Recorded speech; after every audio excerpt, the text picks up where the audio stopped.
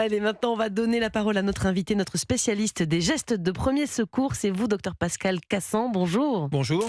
Alors, vous êtes médecin et conseiller national de la Croix-Rouge. Alors, le premier réflexe lors d'un accident, en général, c'est d'appeler les secours, puisqu'on n'est pas justement forcément tous à l'aise, mais on peut parfois attendre longtemps, on le sait, pour avant leur intervention. Donc, c'est quand même pas mal si on est capable, chacun d'entre nous, de faire quelque chose en attendant les secours. Il faut savoir en plus qu'en France, beaucoup de gens vivent à une grande distance d'un service de secours.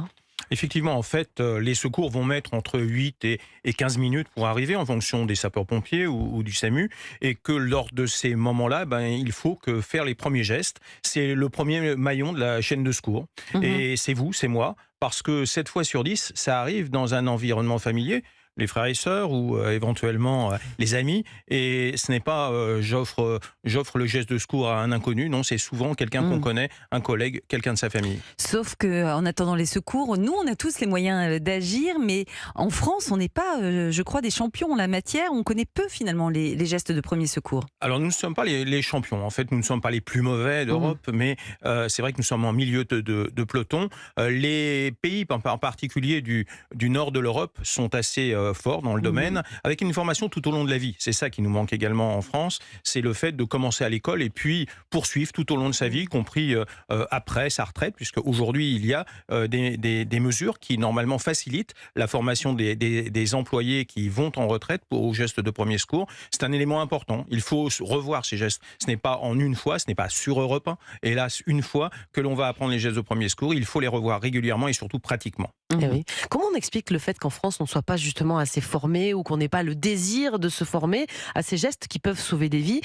C'est pourquoi? Parce que les gens ont peur de faire une erreur, d'empirer les choses. Deux choses en fait. Il y a ça n'arrive qu'aux autres. Ouais. Ça, c'est quelque chose qui est effectivement une très mauvaise idée, parce que même si c'est une petite urgence, il est important de savoir désinfecter une plaie, d'arroser une brûlure. Deuxièmement, c'est effectivement parfois cette peur de mal faire et cette crainte qu'il ne faut pas avoir, car notre système est plutôt bien fait en France sur le plan légal, et chaque citoyen qui fait les gestes de premier secours ne risque rien, parce qu'il va effectivement faire un geste en essayant de faire au mieux, et même s'il se passait quelque chose, il est parfaitement couvert sur le plan légal. Alors on a le réflexe d'appeler le 15 pour le SAMU, mais il existe d'autres professionnels qui peuvent intervenir, je crois notamment les infirmiers. Qu'est-ce qu'ils peuvent pratiquer comme acte médical d'urgence par exemple ? Alors c'est vrai qu'il y a des possibilités aujourd'hui, je dirais, d'intervention, soit de médecins, soit d'infirmiers. Tous les professionnels de santé sont importants. Les sapeurs-pompiers sont également, avec le 18, quelque chose